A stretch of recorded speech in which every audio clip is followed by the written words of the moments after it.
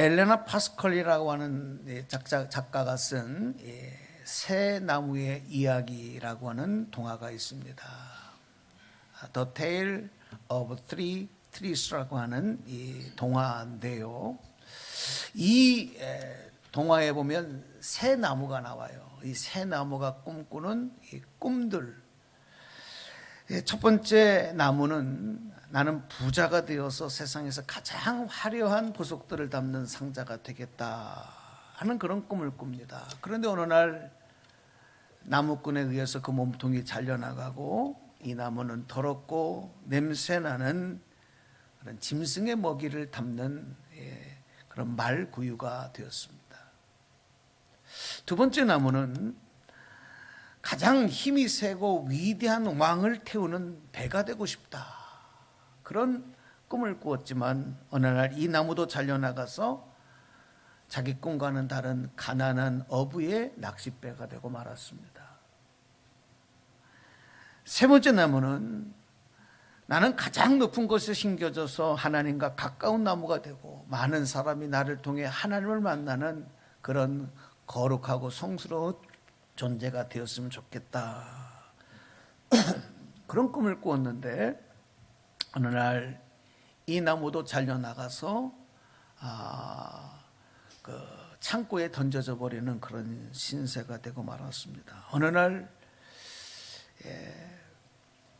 로마의 군인들이 찾아와서 그 창고에서 이 나무를 가져다가 십자가를 만들고 예수님을 처형하는 십자가, 그래서 골고다 위에 세워지는 나무가 되고 말았습니다.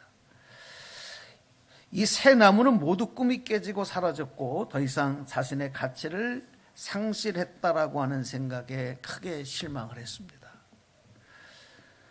시간이 흘러서 유대 땅의 마리아와 요셉이 아이를 낳을 것을 찾지 못하다가 마구간에 예수님을 낳고 이 아기 예수님을 누인 그 구유가 바로 첫 번째 말 구유가 되어져 쓰여졌던 그 나무가 그렇게 쓰임을 받게 됩니다.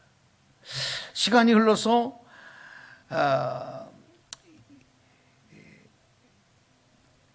어느 날 예수님께서 호숫가 건너편으로 건너가시기 위해서 크고 멋진 배가 아니라 아주 작고 초라한 낚싯배를 선택을 하셨습니다. 바로 이 낚싯배, 예수님을 태운 배가 바로 두 번째 나무였던 것입니다. 세 번째로 이 골고다 언덕 위에 세워진 이 십자가, 바로 자기의 꿈과는 달리 죄인들을 사형시키는 사형틀이 되어진 이 나무, 여기에 바로 예수님이 달려 있어서 골고다 언덕 위에 이 나무 십자가가 세워지고 그리고 온 인류를 구원하시는 구원의 십자가가 되었다는 것입니다. 여러분, 이 동화 이야기 속에서 혹 우리가 세상에서 누구도 내 자신의 가치를 인정해 주지 않고 또 그런 대접을 받지 못한다고 해도 하나님께서는 우리에게 또 다른 계획, 전혀 우리가 예상하지 못한 하나님의 또 다른 더 큰 계획을 갖고 계신다. 여러분, 저는 오늘 이 말씀을, 오늘 설교에서도 여러분 앞에 말씀을 드리면서 오늘 우리가 다 이 믿음을 붙잡고 올 한 해 힘차게 믿음으로 달려가게 되기를 주님의 이름으로 소망합니다. 오늘 우리는 이 본문 말씀을 통해서 모든 삶에 적용시킬 영적인 원리가 있다. 영적인 원리가 지금도 우리의 삶을, 이 세상의 모든 것을 지배하고 이끌고 가고 있다라는 사실을 발견하게 됩니다. 우리 사람들은요, 모두가 다 모든 삶에 항상 좋은 결과만 있기를 다 바랍니다. 올 한 해도 시작하면서 우리가 다 그렇게 하나님 앞에 기도하고 또 소망하고 꿈꾸고 있는 것입니다. 그런데 항상 또 돌아보면 그 결과가 다 그렇게 좋은 결과로만, 또 기대대로만 되지 않아서 우리가 실망하기도 하고 힘들어하기도 하고 갈등하는 때가 많이 있거든요. 한마디로 인생이 내 마음대로 되지 않는 것인데 우리는 그것을 잘 인정하려고 하지 않아요. 내 마음대로 되지 않는 것을 우리는 불행이라고 하고 또 내 마음대로 되면 그것을 행복이라고 생각하며 우리가 그렇게 단정 지을 때가 많다는 겁니다. 저는 여러분 앞에 분명하게 성경서에 선포합니다. 여러분, 우리 인생은 절대 내 마음대로 되어지는 것이 아닙니다. 우리 인생은 내 마음대로가 아니라 하나님의 법칙대로 되어진다는 사실을 여러분 인정하시고 믿고 붙잡게 되는 여러분 되기를 주님의 이름으로 축원합니다.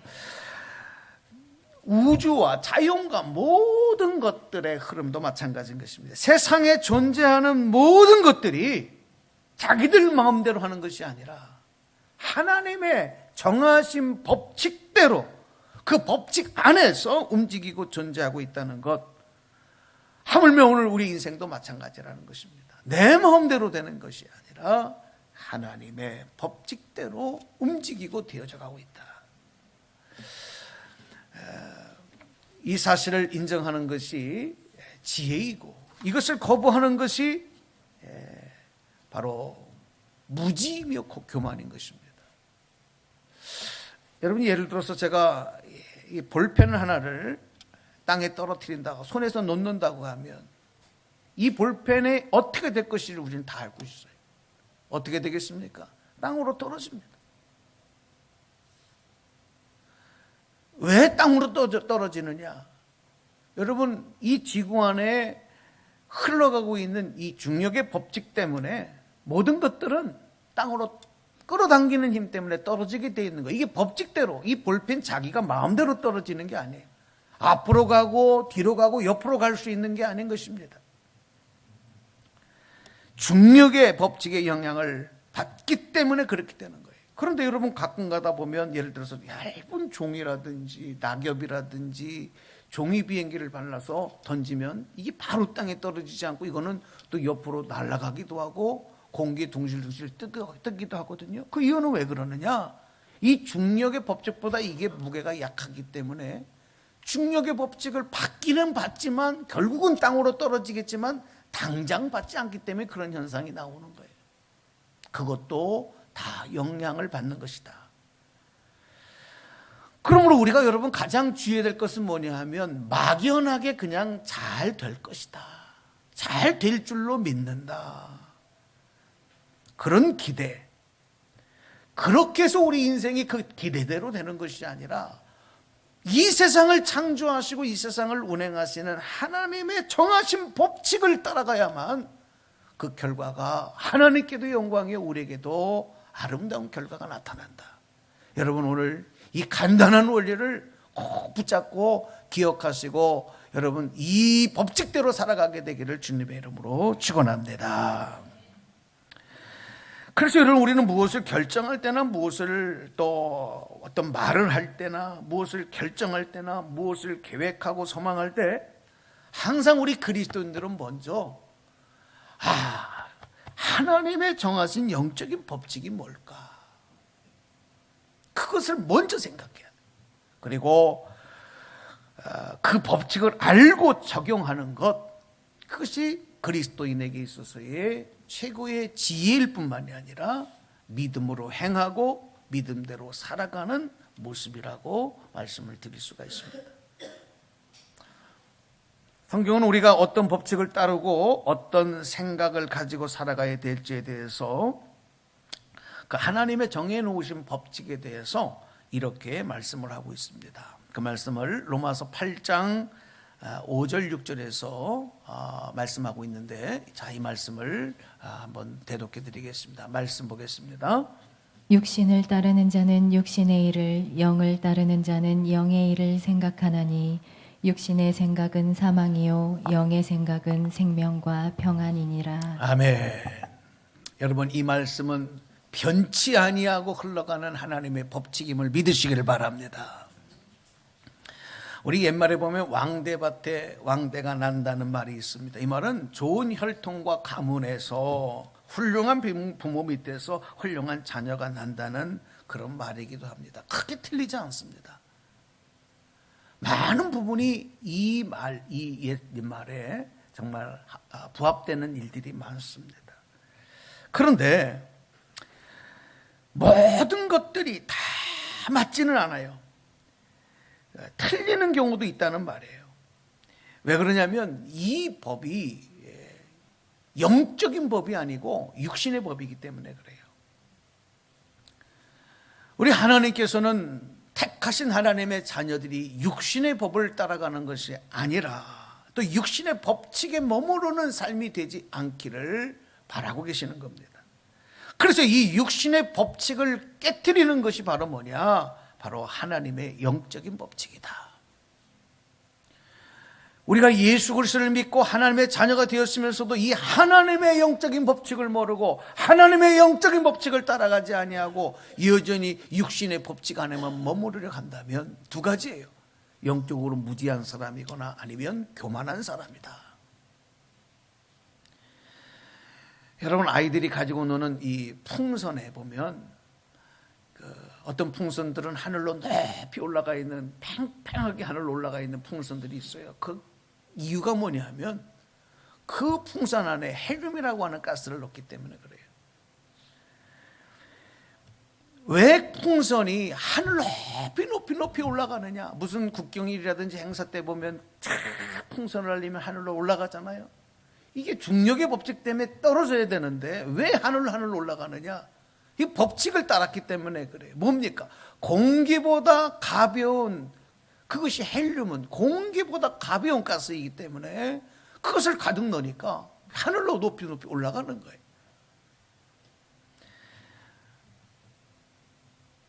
모든 것은 다 떨어지게 돼 있는데 밑으로 떨어지게 돼 있음에도 불구하고 하늘로 올라가게 하는 것도 역시 마찬가지로 그 법칙을 따르대요. 로켓을 쏴 올릴 때도 마찬가지입니다.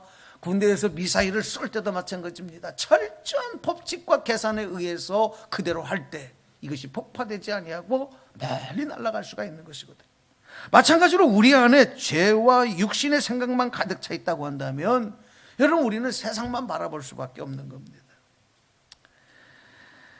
우리 안에 영의 생각이 가득 차 있다고 한다면 우리는 세상을 바라보는 인생이 아니라 하늘의 하나님을 바라보게 되고 또 그런 삶을 살아가게 될 뿐만이 아니라 아무리 세상에서 악한 마귀와 아무리 많은 방해 공작이 우리 앞을 가로막는다 하더라도 우리는 독수리가 날개에 올라간 같이 하나님의 뜻을 바라보고 믿음으로 더 높이 비상할 수 있게 된다는 사실, 여러분, 이 진리를 마음에 새기는 저와 여러분 되기를 주님의 이름으로 축원합니다. 인생은 절대 내 마음대로 되지 않습니다. 내 노력으로만 되는 것도 아닙니다. 하나님의 법칙대로 된다는 이 원리, 이 진리를 우리는 오늘 이 시간에 꼭 마음에 새기셔야 합니다. 육신의 법칙은 이 세상의 법칙을 따라갈 수는 있지만, 따라갈 수 있긴 하지만 바꿀 수는 없어요. 그러나 하나님의 영적인 법칙은 이 세상의 법칙을 지배하고 있기 때문에 이 세상의 역사와 한 나라의 운명과 그리고 우리의 인생을 바꿔놓을 수가 있는 것입니다. 오늘 새벽도에 벌써 저 미국이 이라크를 공격해서 지금 세계에 또 전쟁의 기운이 도는 이런 불안한 한 해를 시작을 합니다. 세상에 많은 나라와 역사와 또 많은 정치적인 움직임들이 있습니다. 그러나 그 모든 것 위에 하나님의 영적인 법칙, 하나님의 지배하심이 있다라고 하는 것을 우리가 인정할 때 우리는 기도할 때마다 하나님, 세계 평화를 지켜주시고 이 나라의 안보를 지켜주시옵소서, 우리는 기도할 수밖에 없는 것입니다. 하나님의 영적인 법칙은 용광로보다 더 뜨겁기 때문에 세상에 어떤 것들이 들어와도 다 녹여버리고 새로운 것으로 다시 태어나게 하는 거예요. 그래서 우리는 여러분, 하나님의 영적인 법칙을 따라가야 합니다. 신앙생활이라고 하는 것은 바로 그런 겁니다. 신앙생활은 내 생각과 내 경험과 내 모든 판단을 십자가 앞에 내려놓고 하나님의 뜻대로 따라가겠습니다. 할렐루야. 이게 신앙생활이고 이게 믿음생활이에요. 내 생각은 내 생각대로 주장하고 내 계획은 내 계획대로 앞세우고, 그러면서 어떻게 신앙생활이, 믿음생활이 온전히 이루어질 수 있겠어요? 그래서 여러분, 우리가 믿음 생활, 신앙 생활도 하나님의 영적인 법칙을 따라가는 것, 바로 이것을 마음에 새기면서 오늘 2010년을 힘차게 달려가고 승리해야 되겠다. 이것이 하나님의 귀한 뜻이라는 것을 오늘 다시 한번 여러분과 나누게 되는 것입니다. 오늘 본문 말씀은 앞에서 말씀드린 대로 육신의 법칙을 이겨내고 영적인 법칙을 따르는 믿음으로 믿음의 조상이 된 그 아브라함에 대해서 말씀하고 있습니다. 다시 한번 오늘 로마서 4장 17절 18절 본문 말씀을 읽어드리겠습니다. 말씀 보십니다. 기록된 바 내가 너를 많은 민족의 조상으로 세웠다 하신과 같으니 그가 믿은 바 하나님은 죽은 자를 살리시며 없는 것을 있는 것으로 부르시는 이시니라. 아브라함이 바랄 수 없는 중에 바라고 믿었으니 이는 내 후손이 이같으리라 하신 말씀대로 많은 민족의 조상이 되게 하려 하심이라. 아멘. 여러분, 아브라함은요, 오늘날로 말하면 자기 집도 없이 떠돌아다니는 그런 나그네와 같은 사람이었습니다. 이방인과 같은 사람이었습니다. 그런 그가 이스라엘 민족의 뿌리가 되고 나아가서 믿음의 자녀들에게 복의 근원이 되며 믿음의 조상이 되는 이 축복을 받은 이유가 뭐냐? 하나님의 법칙을 따랐기 때문이다. 이렇게 말씀하고 있는 거예요. 오늘 17절에 그가 믿음 바 이렇게 말씀을 하거든요. 그가 믿음 바, 바로 이 말씀이 그 근거가 되고 있습니다. 아브라함이 믿은 것은, 아브라함이 그 믿음으로 따라간 것은 바로 하나님의 약속이었어요. 너는 민족의 조상이 될 거다. 너의 후손이 하늘의 뭇별과 같이 가득할 것이고 너로 인해서 큰 민족을 이루고 큰 나라를 이룰 것이다. 여러분, 아브라함은요, 바로 이 하나님께서 말씀하신 이 약속, 그것을 믿는 믿음으로 나아갔던 거예요. 본토 친척 고향집을 떠날 수 있었던 거예요. 아직 이 믿음만 바라고 나갔을 때, 하나님의 법칙을, 하나님의 계획을 믿고 나갔을 때 아브라함은 복의 근원이 되었을 뿐만 아니라 민족의 뿌리가 되는, 오늘 우리 모두에게 믿음의 조상이 되는 위대한 축복을 받았던 것입니다. 그래서 하나님의 영적 법칙을 믿고 따라가는 삶을 이제 세 가지로 정리해드리고 말씀을 맺어보려고 합니다. 오늘 이 세 가지를 여러분 마음에 좀 잘 새기셨으면 좋겠습니다. 자, 첫 번째, 우리 한번 다 소리내서 한번 같이 묵상하겠습니다. 시작. 바랄 수 없는 중에 바라는 것입니다. 하나님의 영적인 법칙을 믿고 따라가는 첫 번째 비결은 바랄 수 없는 중에도 바라는 것이다. 우리 18절 말씀 보실까요? 18절 우리 한번 다 소리내서 함께 읽어보겠습니다. 시작. 아브라함이 바랄 수 없는 중에 바라고 믿었으니. 자, 여러분, 이 말씀은 믿음에 대한 정확한 설명입니다. 무슨 얘기입니까? 가망이 없다, 불가능하다라고 할 때도 바라고 믿는 거예요. 이게 진짜 믿음이거든요. 될 것만 믿는다면 뭐가 믿음이 되겠습니까? 그 믿음 없는 사람들도 아는 지식이고 경험 아니겠습니까? 여러분, 1 더하기 1은 2라고 하는 사실을 믿는다. 이게 어떻게 믿음입니까? 이건 지식이죠. 바랄 수 없는 중에 불가능한 상황에서도 전혀 소망이 없는 가운데서도 믿고 바랄 수 있는 거, 이게 믿음이라는 거예요.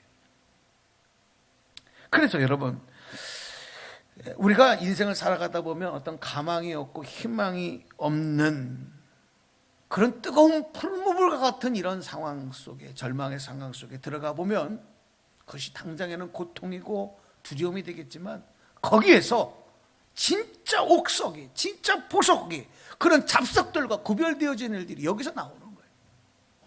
진짜 믿음은 불가능한 것을 바라는 것에서 여러분 나오는 거예요. 그래서 히브리서 11장 1절에 보면 믿음은 바라는 것들의 실상이다, 보이지 않는 것들의 증거라고 믿음에 대해서 설명하고 있는 것입니다. 그러므로 여러분 꼭 믿으십시오. 하나님의 영적인 법칙을 따를 때 믿는 대로 되어지는 역사가 나타나게 됨을 여러분 의심하지 말고 믿게 되기를 축복합니다. 그것을 우리는 기적이라고도 말합니다. 어떤 사람들은 이것을 기적입니다 그래요. 이것이야말로 기적입니다. 그렇습니다. 믿음의 결과는 그래서 기적으로도 나타나요. 여러분, 예수님께서 이 땅에 오셔서 얼마나 많은 기적의 역사들을 행하셨습니까? 그것이 우리 인간의 경험적인 눈으로 볼 때는 기적이지만 하나님의 행하신 일은 믿음을 따라서 행하시는 하나님의 결과의 열매인 것입니다. 그러므로 저와 여러분의 삶에도 이런 기적과 이 하나님의 능력의 역사들이 얼마든지 나타날 수 있어요. 이 믿음으로 기도하시고, 이 믿음으로 바라시고, 이 믿음으로 계획하시고, 여러분 그래서 하나님께 영광 돌리는 열매 맺게 되기를 축복합니다. 자, 두 번째, 하나님 영적 법칙을 믿고 따라가는 두 번째 삶을 이렇게 여러분 앞에 설명드리고 싶습니다. 같이 한번 복창합니다. 시작. 없는 것을 있는 것 같이 부르는 것입니다. 17절에 없는 것을 있는 것으로 부르시는 이신이라고 말씀했거든요. 특별히 반복적인 얘기 같지만 여러분, 가능성이 없어 포기해야 될 때 항상 그런 상황에서 하나님이 손을 펼쳐주세요. 그리고 그 손을 붙잡을 때 그 하나님의 손을 붙잡는 그 손을 통해서 하나님은 우리의 믿음을 보시는 거예요. 하나님은 우리의 외형을 보지 않습니다. 우리의 조건과 환경을 보지 않습니다. 여러분의 그 중심에 있는 믿음을 보시는 하나님이다.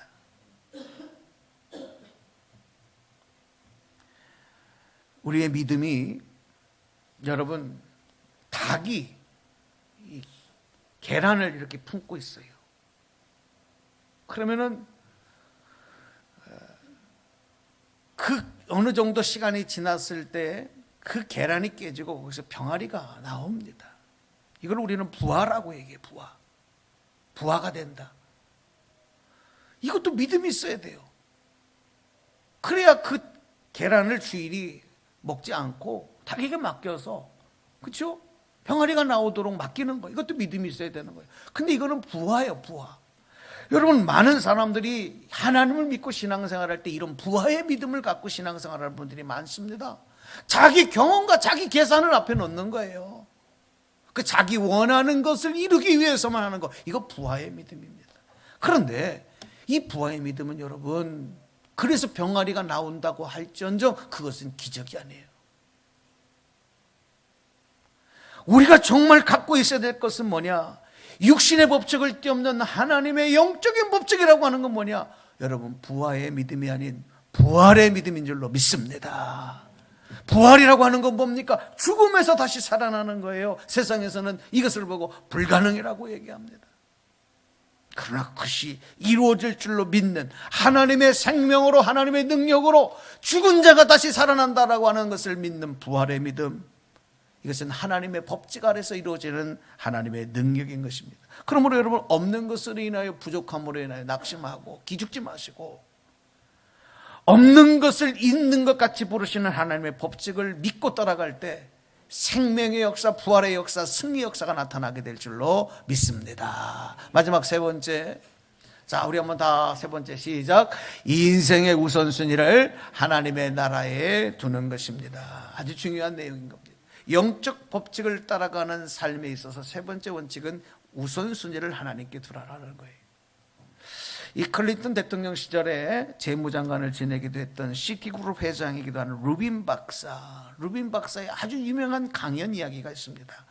우선순위의 중요성을 강조한 강연이었는데 많은 이제 예화로도 사용이 되기도 합니다. 여러분도 많이 들으셨을 거예요. 강연장에서 큰 통을 하나 가져다 놓고 돌멩이들을, 자갈을, 모래를, 물을 가득 갖다 놓고 이것을 갖다가 이 통에다 집어넣는 겁니다. 큰 돌을 먼저 집어넣고, 그 다음에 자갈들을 넣고, 그 다음에 물을 넣고, 그 다음에 모래를 넣고, 그 다음에 물을 넣으니까요, 그 많은 양들이 다 통 안으로 들어가는 걸 보고 이 사람들이 깜짝 놀랐어요. 르빈 박사가 묻는 겁니다.